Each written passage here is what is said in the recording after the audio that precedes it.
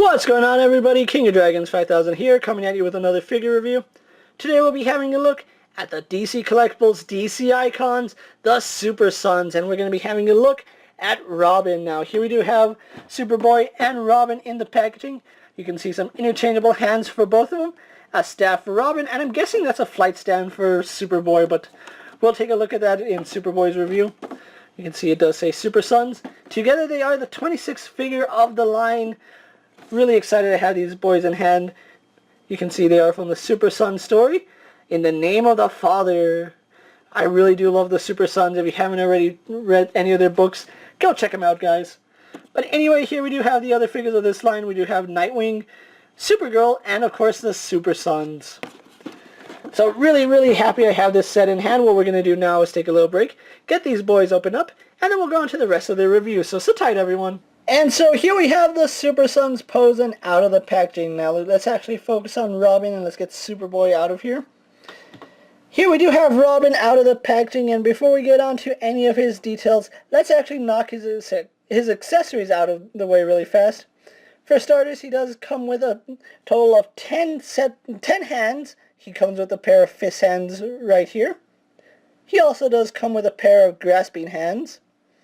He comes with a pair of relaxed grip hands. He comes with a pair of kung fu hands. Then we also do get a right hand which has 4 birdarangs in it. And then we have a left hand that has 3 birdarangs between the fingers. So he does come with a few interchangeable hands, and they do use this peg system. So they do swap in and out, so if you want to change them, you just grab from the forearm and pull gently. Other accessories that Robin does come with is his bow staff, and it's just done in this silver plastic. No details on it, but he holds it pretty well. And I guess you can also include the Superboy stand. I'm going to say you're going to use it more for Superboy, but it can be used for Robin as well. He also does have a peg at the bottom of his foot. Be advised that if you do use this flight stand, having him on here too long will eventually make the figure droop forward, possibly breaking one of these joints, and he is smaller than Superboy. Let's actually bring Superboy over really fast. You can see Robin is a shorter figure, which is pretty accurate to how it is in the comics. Robin is shorter than Superboy. Speaking of which, let's actually get Robin posed here really fast so we can bring out the Multiverse Robin. Let's see if he stands. Okay, so let's get the Multiverse Robin out here. And here we have the Multiverse Robin posed next to the Icons Robin, and like I said, huge size difference. This is a really big Robin compared to the Icons Robin. You can see, I'd say this Robin is relatively close to 4 inches, maybe a little shorter. But yeah, just look at the size difference. And this is supposed to be the exact same character.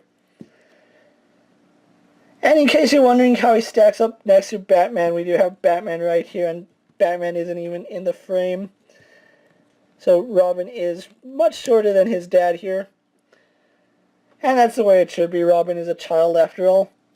So let's actually go on to Robin's details. Now, on mine, the knee is a little loose, so standing him is a problem. You can see that joint gives out, and he has a tendency to topple over. So let's actually go on to Robin here. I have to say, I really like this face sculpt on Robin. It looks a lot like Damian Wayne. If I could have one and only complaint about it, it's his hair.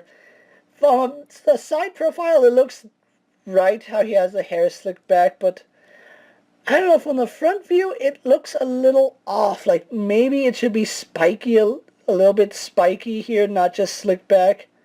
Like I said, from a side profile, it's perfect, but front profile, the hair, I think should be a little spikier. But that's just me. It depends on the artist drawing it. Really loving this face. It screams Damian Wayne. It has that cocky, arrogant feel to him, but it also looks like he's serious and he's going to get down to business. You can see his hood is actually sculpted on the cape. It is just one solid piece. The cape is attached at the shoulders here. And I don't know if you can see that, but there is some paint rub on his shoulders there. There's some yellow paint that seems to have rubbed itself off onto his shoulders, which is a little unfortunate, but you're never going to see it, so it's not that big of an issue. there's actually some sculpted detail in his costume here. These little yellow parts are sculpted detail, they're not just painted on. I do like the fact that his gauntlets go up higher than the multiverse one, although I am a little scared that these might break. They are a softer plastic, but there's still that fear that they could break on you. You can see his tunic does actually come down, and it's actually sculpted all the way around. We have some detail in the line work there. His utility belt is nicely detailed. Cape attaches to the back. I forgot to mention that the R is sculpted on, although it's just sculpted at the circle. Everything else is just painted on. Moving on to his legs, you can see he is wearing his black tights. Well, it's actually kind of gray on the figure. It should be black, but it's gray here. He has his knee pads, his green boots with the red laces, which is done really, really well.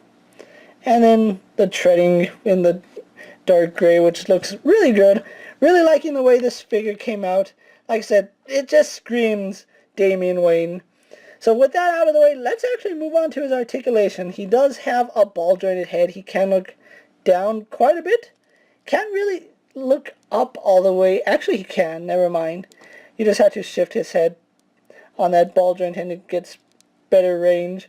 So he can look up and down. He can pivot side to side as well as left and right movement.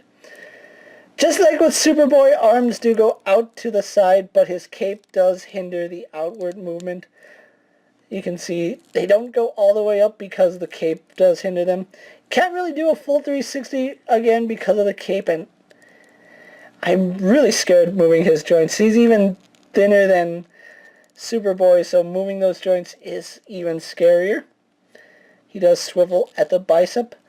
Double jointed in the elbow, that's one joint, and there's two. I don't even want to move it all the way. He does have a swivel hinge in the wrist. He has a really good ab joint right here, which that's mainly going to be where the pivoting is. We do get some side to side, some up and down, back and forth. And then the ab crunch right here goes forward quite a bit, goes back a fair amount, so we do get good range there on Robin. He does have the drop down hinge, so you can actually pull his leg down to give him more range, but his tunic is going to get in the way, but his legs do go forward and back. They go out to about that far. Again, they do have that drop down joint, but you're not going to get much range because of his tunic. No thigh swivel, but he does have double joint in the knee. And again, really, really scared moving these joints. He's such a small, skinny figure. And you can see exactly how loose this is. I'm not even doing much, and you can see that knee doesn't hold its position. And then we also do get an ankle hinge, which, again, really, really scared moving it because the peg going into his foot can break. He does have a forward-facing pin for rocker. But you can see, just moving that, the peg is bending, not the actual joint. So do use caution when moving Robin. With that out of the way, guys, let's actually get Robin posed for my final thoughts, and let's wrap up this review. So sit tight, everyone. So here we have the Super Sons pose for my final thoughts. Overall, I really do like this set. Really impressed by both Robin and Superboy. Despite being small figures, I love the amount of detail that went into them. One thing I did forget to point out is that the hands with the birdarangs for Robin, the birdarangs are non-removable, so don't try to be pulling these out. They're not meant to be pulled out. You can see even on this hand, they're supposed to be in the hand. They're not a separate accessory on their own. But I still really love the way this set came out. Now, the only thing I have to complain about it, besides this terrible stand, is the price point. These guys are running you $60, and for two icon figures, it's normally around $40 to $50. $60 for smaller figures is a tough pill to swallow, even though they do come with quite a bit of accessories. I would have liked to see a little more, maybe interchangeable heads, maybe some actual birdarangs for Robin to hold in other hands, but as it stands, still really impressed by this set. I actually picked this set up from my local comic book store, which is where I got all the other icon figures.